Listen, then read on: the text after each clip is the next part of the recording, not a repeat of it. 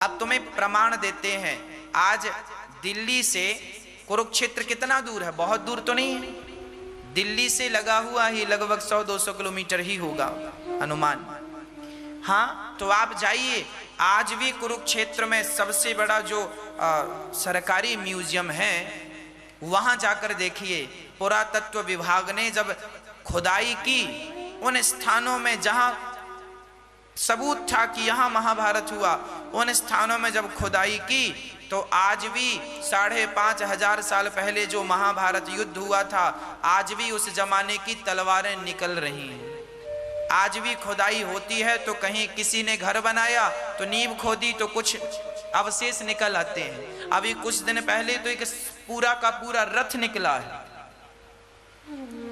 ये बात मेरी यदि आपको गलत लग रही है, गूगल पर सर्च कर लीजिए और कभी समय मिले तो आप कुरुक्षेत्र चले जाइए और अपने नेत्रों पर विश्वास कीजिए। घटोत्कच का कंकाल मिला है जो कि 20 फीट लंबा है, लगभग बहुत विशाल है। और गूगल पर सर्च करेंगे सब चीजें आएंगी तथ्य के साथ, सबूत के साथ। आप जाइए, सर्च कीजिए, वहां देखिए पुरातत्व विभाग को क्या क्या मिला। मतलब कुछ अवशेष मिले। भाई मोहनजोदड़ो हड़प्पा संस्कृति को हम क्यों पढ़ते हैं? हम उसे सबूत क्यों मानते हैं? क्योंकि उसके अवशेष मिले हैं। अवशेष के आधार पर ही तो हम मानते हैं कि ये बात थी। यदि मोहनजोदड़ो हड़प्पा संस्कृति को आप सबूत के आधार पर मान रहे हैं तो फिर आज जब साक्ष्य मिले आपको कि कुरुक्षेत्र में अवशेष निकल रहे हैं तो ये बात सामने आ गई ना सबूत के साथ कि महाभारत हुआ था। और महाभारत हुआ था तो फिर अर्जुन की बात भी सही है। पितामह भीष्म जैसे व्यक्ति भी थे, दुर्योधन जैसे लोग भी थे, और भगवान श्री कृष्ण गीता सुनाए, ये बात भी फिर पुख्ता हो गई सबूत के साथ। फिर गीता भगवान कृष्ण की वाणी है। कोई लोग तो ये कह देते हैं गीता किसी व्यक्ति ने लिख दी होगी। अरे भाई, वो भगवान की वाणी है, वो भगवान की वाणी है। द्वारिका, भगवान श्री कृष्ण वृंदावन से मथुरा गए, मथुरा से द्वारिका गए। अब हम भागवत जी में पढ़ते हैं, सुनाते हैं, भगवान द्वारिका में थे, द्वारिका के राजा थे, समुद्र के बीच में द्वारिका थी और बड़ी सुंदर द्वारिका थी। आपने कहा किसने देखा द्वारिका? आप सबूत मांगते। आज के लोग ना हर बात का सबूत चाहते हैं। तो आपको जानकारी के लिए बता दूं कि आपको ये जानकर बड़ी खुशी होगी कि जिस द्वारिका की चर्चा हम कथा में करते हैं, भागवत में करते हैं, वो द्वारिका 5,500 साल पुरानी, क्योंकि अब ये इस कलयुग को अभी आए लगभग 5,500 साल हुए हैं। कलयुग की आयु है 4,32,000 वर्ष। कलयुग की आयु है 4,32,000 वर्ष, जिसमें कि अभी कलयुग के केवल 5,500 साल व्यतीत हुए हैं। और द्वारिका में भगवान कब थे? कलयुग के पहले कौन सा युग था? द्वापर युग था। द्वापर में भगवान श्री कृष्ण थे। जिस दिन भगवान गए उसी दिन से कलयुग स्टार्ट हो गया। तो भगवान श्री कृष्ण गए थे कहां? द्वारिका से गए थे। तो भगवान द्वारिका के राजा थे। द्वारिका नाम की एक नगरी थी। आपको बता दूं कि जब भगवान गए थे तब अपनी द्वारिका को पानी में डुबा कर गए थे। ये बात लिखी है शास्त्रों में। अब आप कहेंगे महाराज जी इसका सबूत क्या है? पानी में डुबा गए। हाँ, सबूत की ओर चलते हैं। आपको पता है 2 साल पहले, अभी 2021 चल रहा है, 2018 और 2019 की घटना मैं आपको बता दूं। द्वारिका के समुद्र में हमारे भारत के वैज्ञानिकों ने गोता लगाया और आपको बताऊं कि वहां पर एक पानी के भीतर एक बहुत बड़ी नगरी प्राप्त हुई है। सारी दुनिया के वैज्ञानिकों ने आकर उस नगरी को रिसर्च किया। उस नगरी पर रिसर्च किया तो पता चला कि वो 5,500 साल पुरानी नगरी है। या आप यूट्यूब पे डालिए, गूगल पे डालिए द्वारिका की हिस्ट्री, सारे न्यूज चैनलों में, सारी दुनिया के न्यूज चैनलों में ये बात चली थी। अभी 2 वर्ष पुरानी बात है।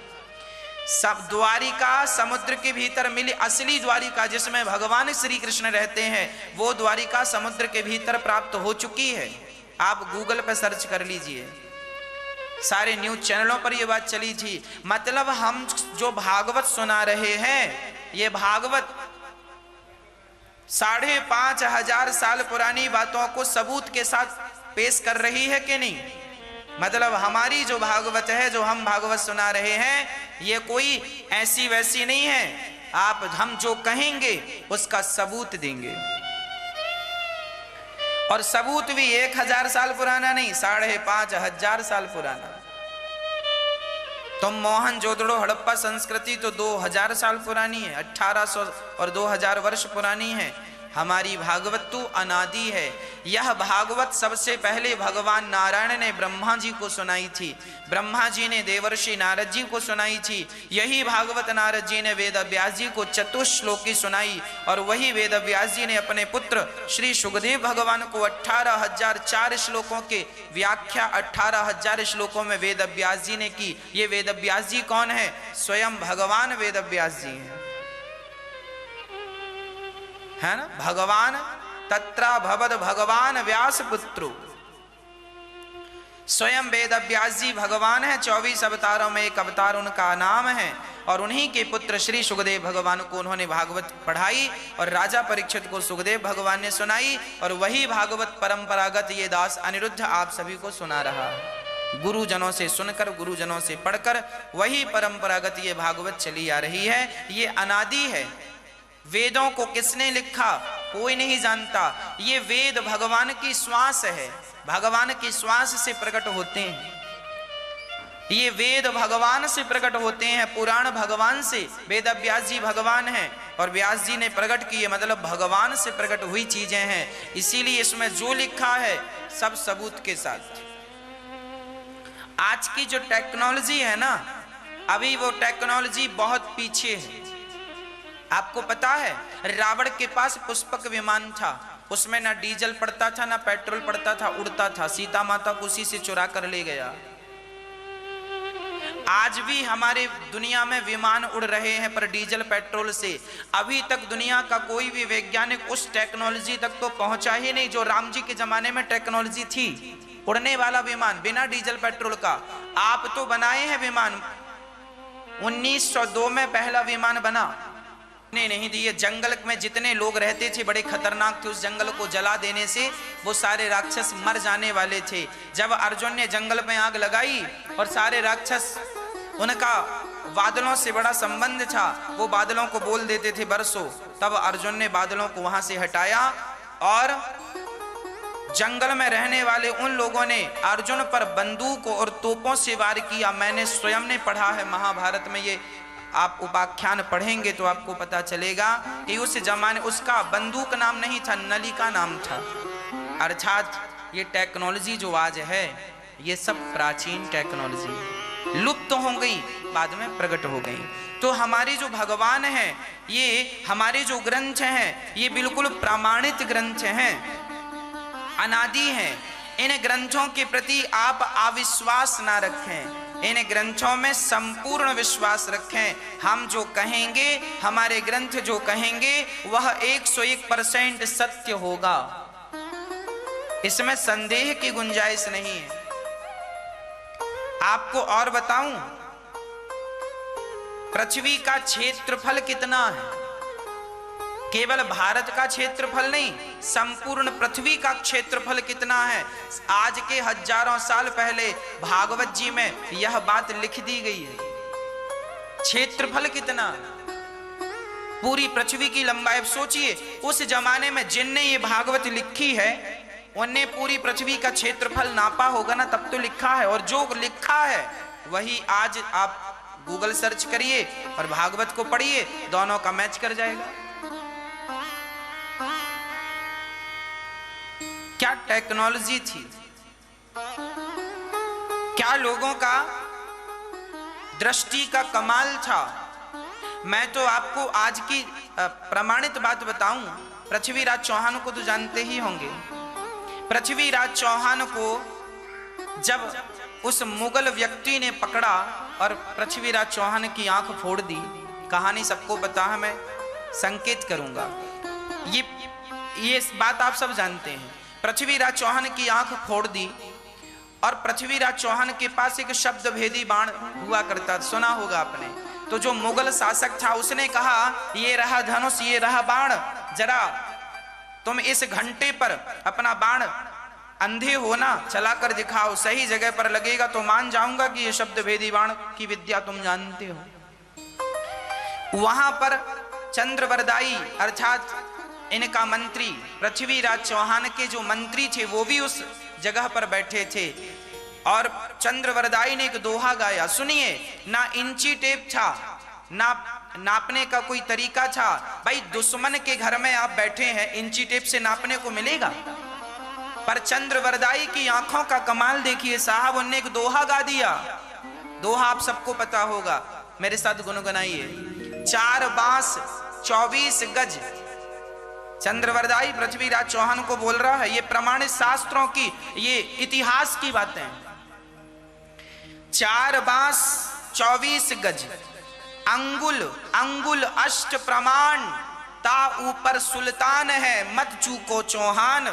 चंद्रवरदाई ने कहा, तुम घंटे पर बाण ना चलाओ, तुम्हारे धनुष पर एक ही बाण है और तुम्हारे दुश्मन ने तुम्हारी आंखें फोड़ दी हैं। तुम्हारा दुश्मन, देखिए वो अंधा था, उसे तो पृथ्वीराज चौहान को तो दिख नहीं रहा था कि मेरा दुश्मन कहां है। तब उनके मंत्री ने बता दिया 4 बांस 24 गज। तुम जहां खड़े हो यहां से राजा कितने दूर है? बोले 4 बांस। 4 बांस, बांस जो होता है ना लगभग 25 फीट का होता है ना, 20 से 25 फीट। उस जमाने में यही गणित हुआ करता था, इंची टेप तो होता नहीं था। बांस की एक बांस 20 फीट का माना कि 20 फीट का बांस, तो सब जगह उसका 20 बांस बोल, एक बांस मतलब 20 फीट, 2 बांस मतलब 40 फीट। तो 4 बांस 24 गज, 4 बांस के बाद 24 गज और फिर अंगुल अष्ट। अब सोचिए बंदा कितना होशियार रहा होगा कि उंगली तक नाप लिया, मतलब कितने अंगुल जगह बचे, इंच, जिसे आज हम इंच कहते हैं, उस बंदे ने बैठे बैठे इंच की जगह भी कवर कर ली, नाप ली आंखों से। ना इंची टेप डाला, ना फीता डाला, ना धागा डाला। 4 बांस 24 गज, अंगुल अष्ट प्रमाण, ता ऊपर सुल्तान है। यहां से दूरी इतनी है और ऊंचाई इतनी है। देखिए इतनी दूरी पर, इतनी ऊंचाई पर तुम्हारा दुश्मन बैठा, ता ऊपर सुल्तान है मत चूके चौहान। और चौहान साहब ने अर्थात हमारे पृथ्वीराज चौहान ने जो बाण छोड़ा दुश्मन के गले पर, यहां से हंस रहा था वो, आवाज यहां से निकल रही थी, जाके घुसा और प्राण निकल गए दुश्मन के। चंद्रवरदाई ने कहा दुश्मनों के हाथ से मरने से अच्छा। चंद्रवरदाई ने पृथ्वीराज चौहान को मारा और अपने आप को भी मारा, दोनों मर गए। दुश्मन के हाथों नहीं मरेंगे, दोनों समाप्त हो गए। लेकिन दुश्मन को मारे, तुमने आंख भले फोड़ दिए पर तुम छोड़ेंगे नहीं।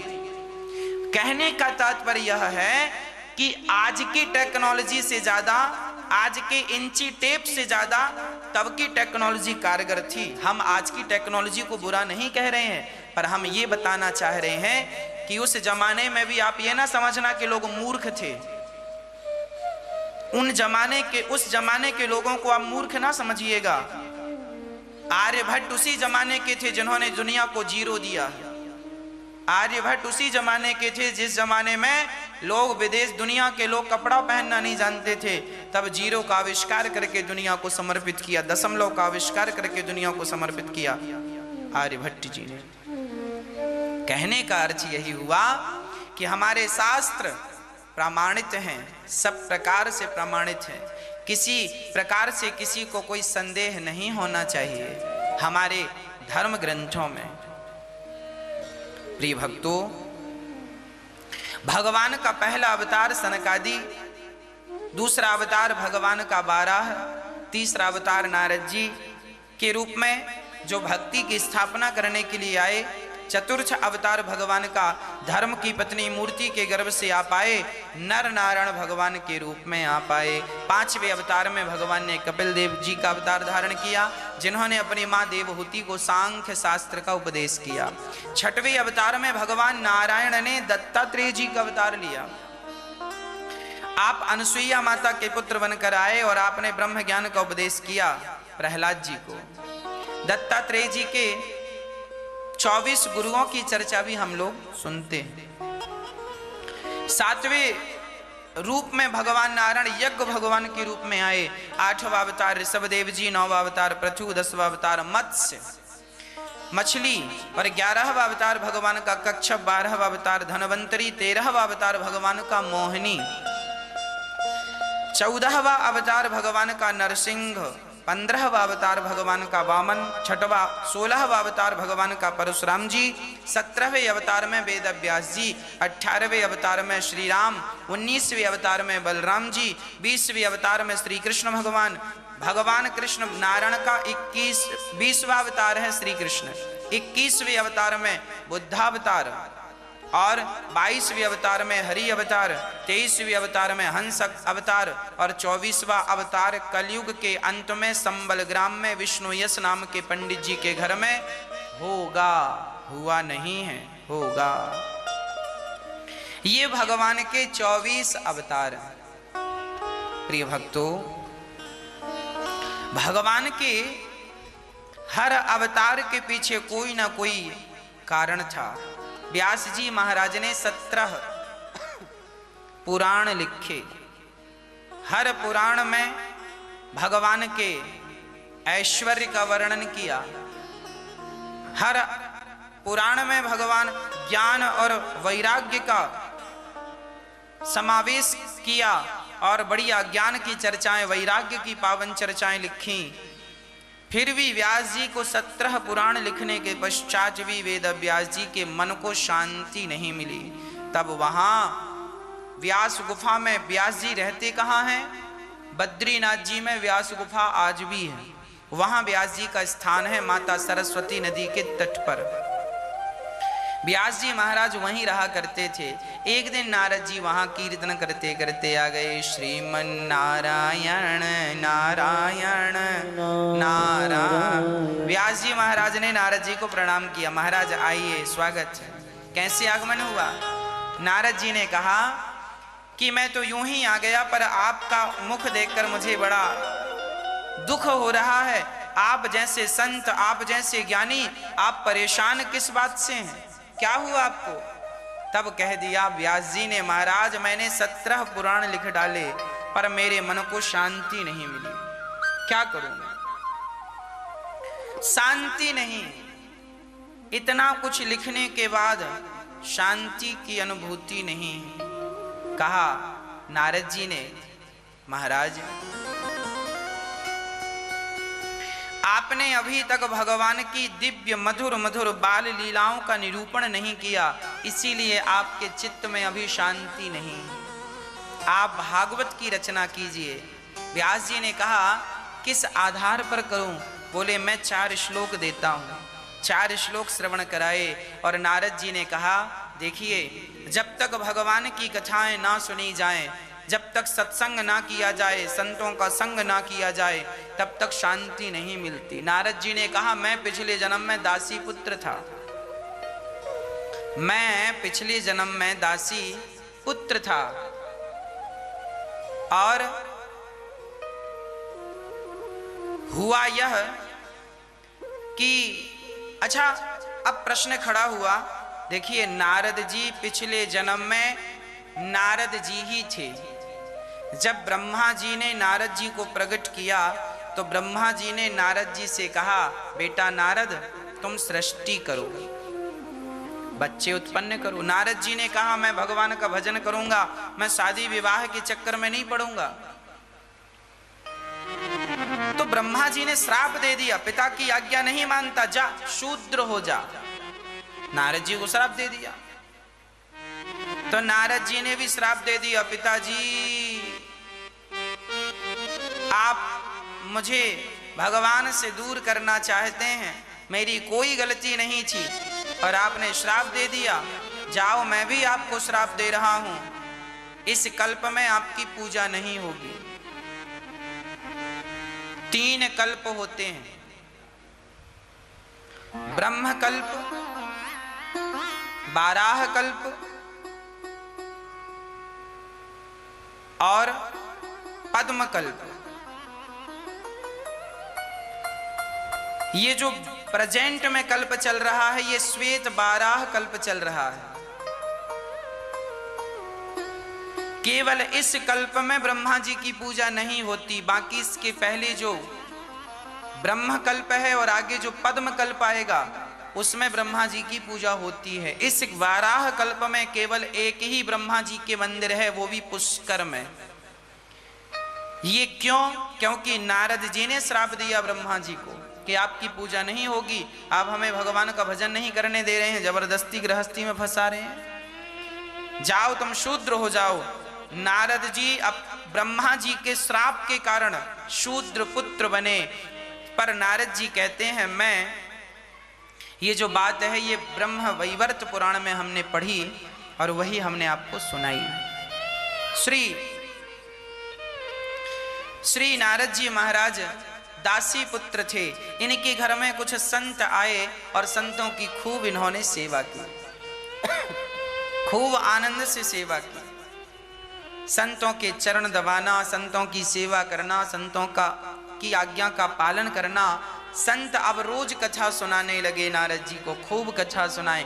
कथा सुनते सुनते नारद जी दासी पुत्र थे, बालक था, उस बालक का चित्त धीरे धीरे जैसे पानी से धीरे धीरे कीचड़ धुलने लगता है। आपके पांव में कीचड़ लग जाए तो आप पानी की धार डाल दीजिए, अपने आप वो कीचड़ धुल जाएगा। हाँ, जैसे पानी की धार ऊपर से गिर रही हो और नीचे आप पत्थर रख दीजिए तो कुछ साल बाद देखिएगा कि पानी की धार से वो पत्थर कट जाएगा, छेद हो जाएगा, है ना।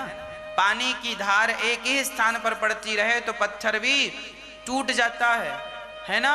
उसी तरह कितना भी बड़ा पापी हो, कथा की धार उसके हृदय तक पहुंचती रहे कानों के द्वारा, तो कथा की धार से, कथा और कीर्तन की धार से उसके जन्म जन्म के पापों का पहाड़ टूट जाता है, बिखर जाता है और वह निर्मल हो जाता है। नारद जी बोले, मैं दासी पुत्र बना पिता के श्राप के कारण, पर जब मुझे कथा सुनने को मिली तो कथा सुनकर मेरा हृदय आह्लादित हो गया, आनंदित हो गया। मैं सब कुछ भूलकर संतों की सेवा में लग गया। संतों ने मुझे अष्टाक्षर मंत्र दिया, मैंने उसी मंत्र का जाप किया। करते करते करते जब संत जाने लगे तो मैं भी पीछे पीछे गया। तब मेरी माँ ने मुझे रोक लिया, बेटा मत जाओ। मैं रुक गया। एक दिन माँ गाय दोहने गौशाला गई तो माँ को एक सांप ने डस लिया और माँ मर गई। मैंने माँ का अंतिम संस्कार किया और संतों के बताए हुए मार्ग पर मैं निकल पड़ा। एक घनघोर जंगल में जाकर मैंने एक पेड़ की छांव में उसी मंत्र का जाप किया और जाप करने का फल यह हुआ कि जाप करते करते करते करते मुझे भगवान की अनुभूति होने लगी। जब मंत्र आप जाप करेंगे तो ईश्वर की अनुभूति, ईश्वर के अनुभव तक वह मंत्र आपको पहुंचा देगा। और नारद जी उस अनुभूति, उस अनुभव के द्वारा उस अनुभूति को प्राप्त कर गए और आकाशवाणी हुई, पुत्र तुझे इस जन्म में नहीं अगले जन्म में मेरा दर्शन होगा। अभी तो एक झलक मिल गई बस। नारद जी का तपस्या करते करते वो शरीर छूटा और फिर एक दिव्य शरीर मिला। वह फिर ब्रह्मा जी से प्रकट हुए और ब्रह्मा पुत्र नारद कहलाए। अपने श्राप को भोगने के लिए आए, भोग कर चले गए। हम लोग भी इस संसार में कुछ अपने पाप भोगने के लिए आए हैं। आपको क्या लगता है, आप लोग यहाँ हैं अपने घर में, अपने परिवार में, क्यों आए हैं आप अपने कुछ कर्म दंड भोगने आए हैं, कुछ पाप के फल भोगने आए हैं। आपको जो सुख मिल रहा है ये आपके पुण्य का फल मिल रहा है, आपको जो दुख मिल रहा है ये आपके पापों का फल मिल रहा है। आपकी अमीरी आपके पुण्यों का फल है, आपकी गरीबी आपके पापों का फल है, आपका सुख आपके पुण्य का फल है, आपका दुख आपके पापों का फल है। इसीलिए अपना पाप पुण्य सब भगवान के चरणों में समर्पित कर देना चाहिए, तब तो पाप पुण्य से भी निवृत्ति हो जाती है। नहीं तो बहुत बार जन्म लेना पड़ता है, कर्मों के फल भोगने पड़ते हैं। नारद जी कहते हैं, महाराज मैंने भगवान में समर्पण कर दिया, भगवान का हो गया तो मेरा कल्याण हो गया। उस शरीर से नहीं, देखो जब भगवान हमें मिलेंगे तो हमें ये शरीर छोड़कर जाना पड़ेगा। ईश्वर को हम देखना चाहते हैं, ईश्वर से मिलना चाहते हैं, हम बड़ी भक्ति, आपने देखा होगा बहुत सारे भक्त ऐसे हैं जो बहुत कम आयु में ही चले जाते हैं। क्यों? उनकी भक्ति सिद्ध हो गई, पक गई। ये शरीर छूटेगा तब ही परमात्मा मिलेंगे दूसरे दिव्य शरीर से। अब कई लोग रोते हैं, महाराज वो चले गए, वो बड़े भगत थे, वो तो बड़ी भक्ति करते थे। अरे तो भक्ति करते थे तो उन्हें भक्ति का परिणाम मिला। स्वामी विवेकानंद जी एक कम 40 वर्ष की उम्र में चले गए। आद्य शंकराचार्य जी एक कम 30 वर्ष की उम्र में चले गए, 29। इतनी कम आयु में आद्य शंकराचार्य जी। बहुत सारे लोग हैं जिनकी हिस्ट्री भरी पड़ी है, हिसाब भरा पड़ा है, कम समय में चले गए। बड़े बड़े उच्च कोटि के भक्त चले गए कम से कम समय में। कारण ये शरीर छूटता है तो दिव्य शरीर प्राप्त होता।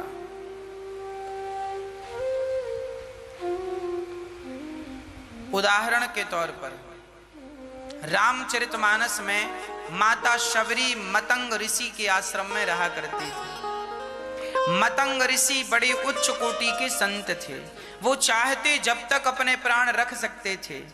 मतंग ऋषि को पता चल गया था कि राम जी का वनवास जिस दिन हुआ है, लगभग उसी दिन मतंग ऋषि ने अपने प्राण त्यागे। शबरी माता आई, गुरुजी कहाँ जा रहे हैं? गुरुजी ने कहा, बेटा मेरा कार्यकाल पूरा हुआ, अब मैं जा रहा हूं। गुरुजी तो मुझे भी ले चलो संग, मैं अकेली कहाँ रहूंगी? गुरु मतंग जी ने कहा, शबरी तू यहीं रह, तुझे राम का दर्शन होगा। शबरी बोली, मैं राम को ढूंढने कहाँ जाऊंगी जंगल में? बोले, तुझे कहीं नहीं जाना, राम खुद ढूंढते ढूंढते चलते चलते तेरे पास आएंगे और राम खुद तेरे पास आकर तुझे दर्शन देंगे। अब बताओ, मतंग ऋषि के कारण शबरी को भगवान मिले तो क्या मतंग ऋषि कुछ दिन और जिंदा रहकर भगवान को नहीं देख सकते थे? अरे भाई, मतंग ऋषि जहां गए उन्हें पता था ये शरीर छूटेगा तो मुझे भगवान के पास ही जाना है। जिंदा रहूंगा तो अभी 10 साल इंतजार करना पड़ेगा, मर जाऊं तो अभी जाना मुझे वहीं है। इसीलिए संत जानते हैं कि हमें मरने के बाद वहीं भगवान के निज धाम को जाना है। इसीलिए वो प्रसन्न चित्त से प्राण त्यागते हैं। मरते समय वो बड़ा सावधान रहते हैं, हर क्षण भगवत चिंतन करते हैं। जो व्यक्ति भगवत चिंतन करते प्राण त्यागता है उसे भगवान की प्राप्ति होती है। भगवान को पाना हो तो दिव्य शरीर चाहिए। ये हमारा शरीर पर्याप्त नहीं है। हाँ प्रिय भक्तों, भगवान श्री नारद जी ने जब अपनी कथा सुनाई तो व्यास जी ने श्रीमद् भागवत महापुराण की रचना की। अच्छा, भागवत को कहां से प्रारंभ करते हैं व्यास जी? महाभारत की चर्चा से। भागवत जी में महाभारत की चर्चा अद्भुत है। महाभारत, अच्छा महाभारत से हमें और आपको कुछ सीखना चाहिए। अच्छा मैया जी, आपके घर में महाभारत होता है कि नहीं? नहीं ना होए तो ही अच्छा है। आज लोग बड़े दुखी हैं, महाराज जी हमारे घर में महाभारत चल रहा है। हाँ महाराज जी, हमारे यहाँ लंका कांड चल रहा है। बड़े परेशान। कुछ लड़के वाले लड़की देखने गए तो किसी ने कहा, बेटी गीता पढ़ती हो, रामायण पढ़ती हो? तो लड़की ने कहा गीता रामायण तो मैं अपने घर में पढ़ती हूं, महाभारत वहीं शुरू करूंगी।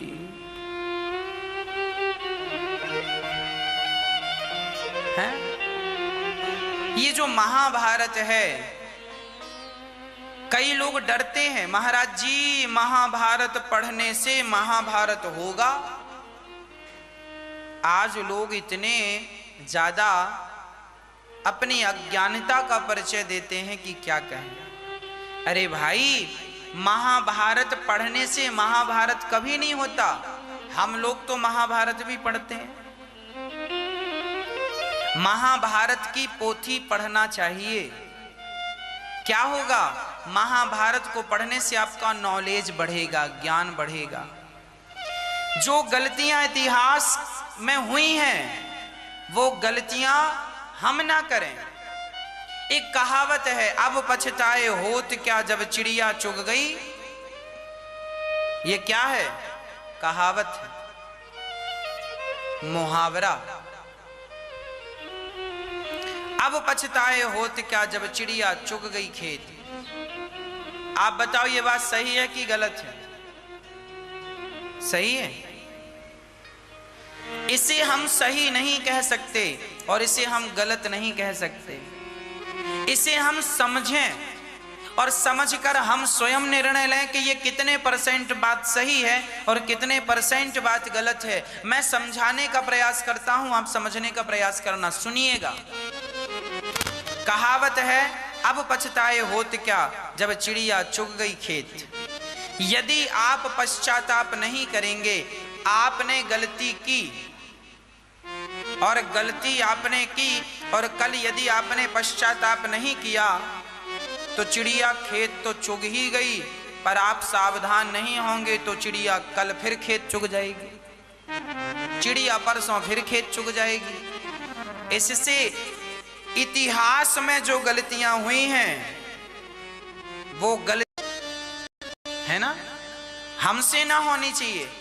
अब देखते हैं कि इतिहास में किन किन से क्या क्या गलतियां हुई। महाभारत में हमारा गृहस्थ जीवन महाभारत की कथा से जुड़ा है। आप लोग गृहस्थी हैं, हम लोग गृहस्थी हैं, पत्नी पुत्र परिवार के बीच में हम सबको रहना पड़ता है। और ये जो महाभारत की कथा है ये भी बिल्कुल हम सबकी कथा है। लोग पढ़ते नहीं हैं, समझते नहीं हैं, जबकि पढ़ना, समझना और सीखना चाहिए। गलती हुई कौरवों से तो अब हम लोग कहें अब पछताए होत क्या जब चिड़िया। यदि गलती कौरवों ने की तो उन्हें दंड मिला और हमने उनकी गलतियों से कुछ सीखा नहीं तो दंड हमें भी मिलेगा। इसीलिए पश्चाताप भी करना जरूरी है।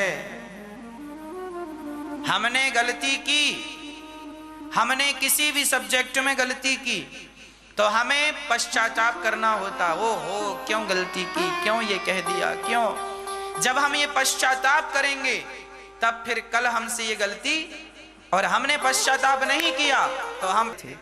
ये धृतराष्ट्र, पांडु और विदुर जी, ये तीनों एक ही पिता की संतान है। पिता है इनके वेद व्यास जी।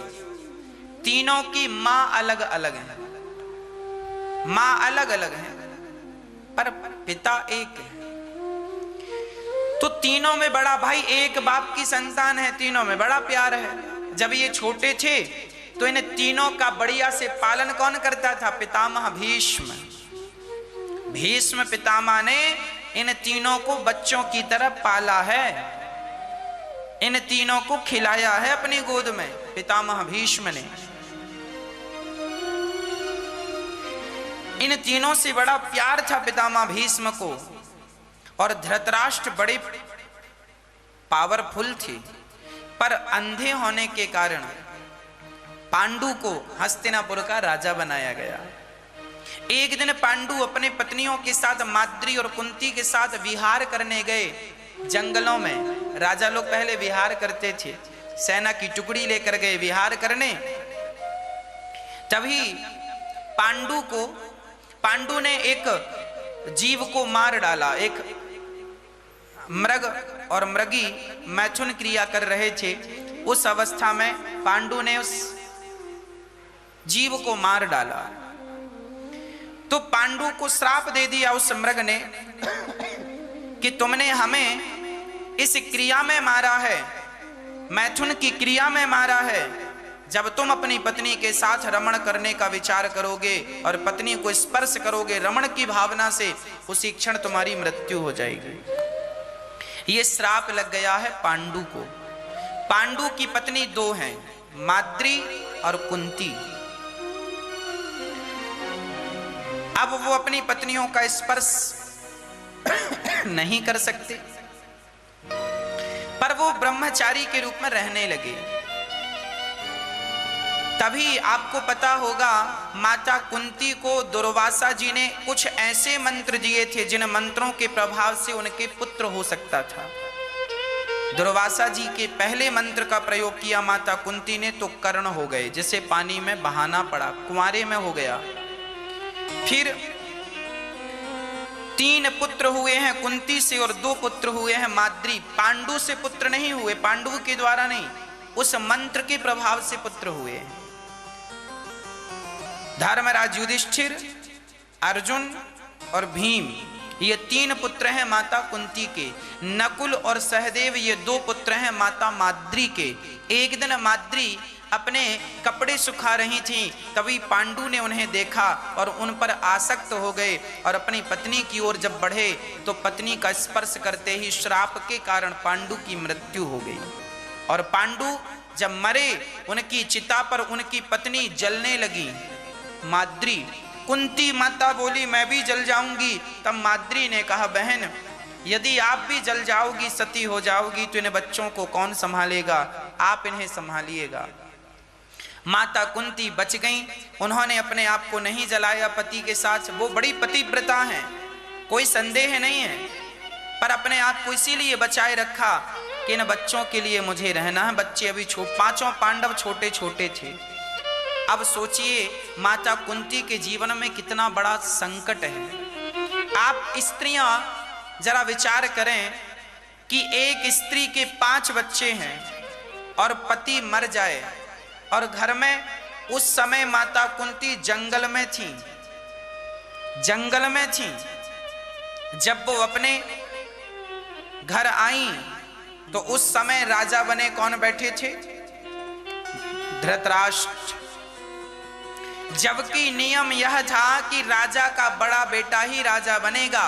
पांडु राजा थे हस्तिनापुर के, पर पांडु कुछ दिन के लिए भ्रमण पे गए थे तो राजगद्दी सूनी ना हो, इसलिए पांडु ने अपने भाई धृतराष्ट्र को बिठा दिया राज तिलक करके कि अभी जब तक मैं परदेश में हूं आप संभालना।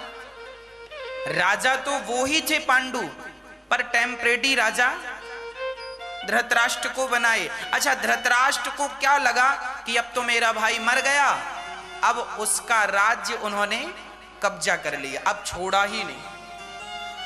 देखो ये लालच।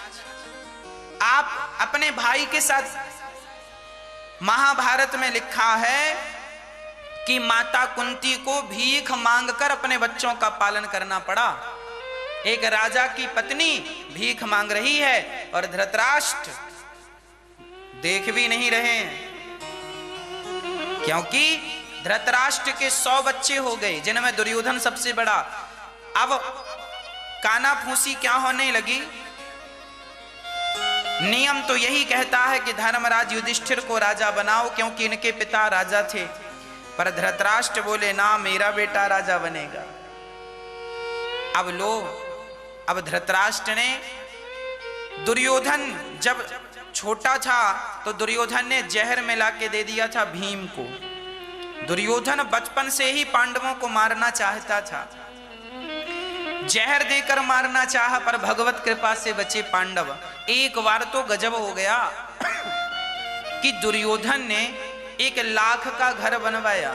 लाख जानती हैं मैया? माताएं लाख की चूड़ी पहना करती थी पहले जमाने में। लाख की चूड़ी होती थी, वो पिघलती थी प्लास्टिक की तरह। वो प्लास्टिक नहीं होता, पर लाख की चूड़ी होती।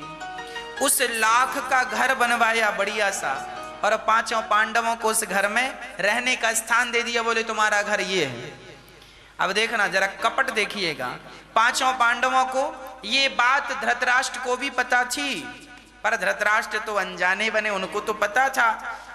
धृतराष्ट्र सोच रहे हैं कि ये कब मर जाएं और कब हम बिल्कुल यहाँ के राजा बने ही रहें। मतलब राजगद्दी पकड़ में यहाँ जाए ना तो आदमी छोड़ना नहीं चाहता, और यही व्यक्ति का लालच उसका सर्वनाश करता है।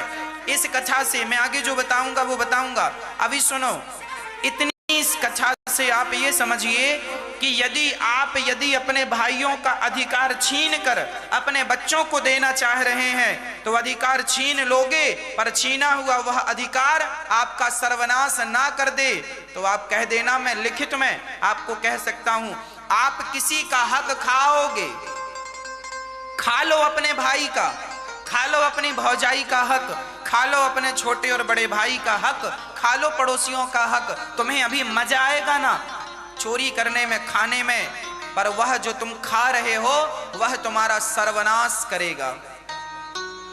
मरोगे तो कोई रोने वाला नहीं बचेगा। अभी सुनना आगे यही होगा। इसीलिए जो खुद की कमाई है ना, जो खुद का है, उस पर आनंद से जिया करो, आनंद से रहा करो। हमारे पड़ोसी के घर में सोने की दीवारें खड़ी हैं, हमें उससे कोई मतलब नहीं। हमारे आंखों के सामने किसी का करोड़ों का हीरा पड़ा हो, हमारे लिए माटी है। हमारी मेहनत का जो पैसा है वो हमारा है, और फोकट का, फ्री का, पाप का, भ्रष्टाचार का जो है उस पर हमारा कोई अधिकार नहीं है। उसे 1 करोड़ रुपया रास्ते में पड़ा हुआ तुम्हें मिल जाए तो मत उठाना। 1 करोड़ रुपया तुम्हें कोई गलत ढंग से दे तो मत लेना, क्योंकि 1 करोड़ लेने के बाद वह 1 करोड़ तुम्हारी जितनी शांति है वो शांति भी लेकर चला जाएगा। पहले तो मजा आएगा, मैं करोड़पति हो गया, लेकिन बाद में जो खुजली होती है ना, खुजली में खुजलाने में बड़ा मजा आता है, लेकिन उसके बाद जो जलन होती है ना वो बड़ी दर्दनाक होती है। भ्रष्टाचार करने में बड़ा मजा आता, मिल गया फोकट का, मिल गया, गलत ढंग से कमा लिया, मिल गया, पर जब उसका जो रिएक्शन होता है ना, हाँ जी, वो गजब कर देता है। इसीलिए आपसे मेरी हाथ जोड़कर विनती है, गलत ढंग से 1 रुपए भी मत कमाइएगा, मेहनत का कमाइएगा। धृतराष्ट्र ने यही गलती की, भाई का अधिकार हड़प लिया। आपका भी यदि आपने अपने भाई का कोई अधिकार हड़पा हो तो सम्मान इज्जत से लौटा दो, इसी से तुम्हारी और तुम्हारे बच्चों की भलाई है, नहीं तो आगे बहुत बड़ा नुकसान हो जाएगा। अरे तुम्हारा भाई भले ना देखे पर विधाता तो देख रहा है, वो अंधा थोड़ी है। धृतराष्ट्र अंधे थे, भगवान थोड़ी अंधे हैं। इसलिए गलत ना हो किसी के साथ। अच्छा, लाक्षागृह में बंद किया, कौरवों ने पांडवों को लाक्षागृह में बंद किया और आग लगा दी। संयोग से, भगवान की कृपा से विदुर जी ये मर्म जान गए और भगवान की प्रेरणा से 5 पांडव कुंती सहित, अब सोचिए इतना दुष्ट ये दुर्योधन है कि कुंती माता भी हैं और 5 माँ और 5 बेटों को मारने का पूरा षड्यंत्र रच दिया गया। किसके द्वारा? दुर्योधन के द्वारा। अब जब दुर्योधन के द्वारा षड्यंत्र रचा गया और लाक्षागृह में आग लगाई तो पांडव नीचे से निकल के भागे गुफा से, और वहां पर 5 लोग सचमुच जलकर मर गए, है ना। तो हल्ला यही फैल गया कि पांडव मर गए। अब तो इन लोगों ने बड़ी चैन की सांस ली। धृतराष्ट्र तो दिखाने में बहुत रोए, मेरी कुंती चली गई, मेरे बच्चे चले गए, पर अंदर बड़े प्रसन्न थे, ठीक मर गए, ठीक मर गए, ठीक मर गए, हमारा तो रास्ता साफ हो गया, साफ हो गया। पर ऊपर से रो रहे हैं, अंदर से खुश है। दुर्योधन बड़ा खुश, फूला नहीं समा रहा कि पांडव मर गए, पांडव मर गए। अब देखिएगा, दूसरों को मारकर जिंदा जलाने का प्रयास किया। अब किसी आदमी को आप जिंदा जलाएं और उसकी संपत्ति से आप कहें कि संपत्ति, हमने इस संपत्ति के असली मालिक को जिंदा जला दिया और ऐ संपत्ति अब तुम हमें सुख दो, क्या ऐसी संपत्ति तुम्हें सुख देगी? और दुर्योधन ने यही चाहा, पांडवों को जला दिया आग में। और अच्छा, पांडव तो बच के निकल गए, पर इन्हें लग रहा है कि मर गए मर गए। इन लोगों ने तो तेरही वेरही भी कर ली, पांडवों की तेरही भी कर ली, कुंती की तेरही भी कर ली। वो बड़े खुशी मना रहे हैं, ठीक मर गए ठीक मर गए। पर जाको रखें राम जी मार सके ना कोई, बाल न बाका कर सके जग में जो बैरी होए। अरे कौन उन्हें मारेगा जिन्हें बचाने वाले स्वयं भगवान श्री कृष्ण हो। इसीलिए कहा करता हूं, जमाने पर विश्वास ना करो, भगवान पर विश्वास करना सीखो। आग में इतनी ताकत नहीं है कि भगवान के भक्त को जला सके, इसीलिए मरते दम तक भगवान के श्री चरणों में विश्वास बनाए रखिएगा। लाख दुश्मन आपके साथ आपको मारने का प्रयास कर रहे हो, लाख दुश्मन एक तरफ और मेरे श्री कृष्ण की कृपा एक तरफ। इसीलिए केवल विश्वास, विश्वासो ही फलदायक मंत्र जाप मम दृढ़ विश्वासा। भगवान के श्री चरणों में केवल विश्वास रखिएगा। धृतराष्ट्र, तुम्हें बड़ा मजा आ रहा है? हाँ, गद्दी पे बैठने में बड़ा मजा आ रहा है। हाँ जी, अभी मजा लूटो। अभी तुम्हारी आंखों के सामने तुम्हारे ये 100 बच्चे मरेंगे। अभी बड़ा मजा आ रहा है ना गलत करने में? करो, हाँ मजा आ रहा है। अभी जब सजा मिलेगी तो नानी याद आएगी, नानी।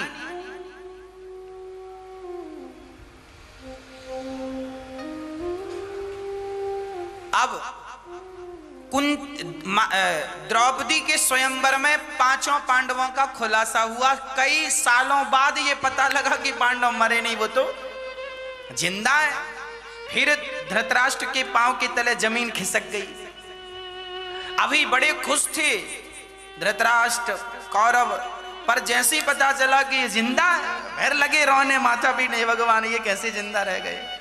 अब कौन समझाए इन्हें कि भगवान इनके रक्षक हैं। तुम्हारे जैसे करोड़ लोग आ जाएंगे तो बाल विवाह का नहीं कर पाएंगे। पांडव लोग आए द्रौपदी से विवाह करके, और विवाह हुआ तो अब अधिकार मांगा गया। पांडवों ने कहा, धर्मराज युधिष्ठिर ने, पिताजी हमारा अधिकार दो। अब देखना जरा, नियम तो यही था कि धृतराष्ट्र कहते कि बेटा धर्मराज युधिष्ठिर आओ, हम तुम्हारा राज्य अभिषेक कर रहे हैं, इस गद्दी के अधिकारी तुम हो, तुम्हारे बाप बचपन में मर गए थे, दर दर की ठोकर तुम लोगों ने खाई है, आओ तुम्हें राजा बनाते हैं। पर धृतराष्ट्र के सुर बदल गए। अरे बेटा युधिष्ठिर, अब हम इस गद्दी पर बैठे हैं, सोच रहे हैं कि अपने बेटे दुर्योधन को राजा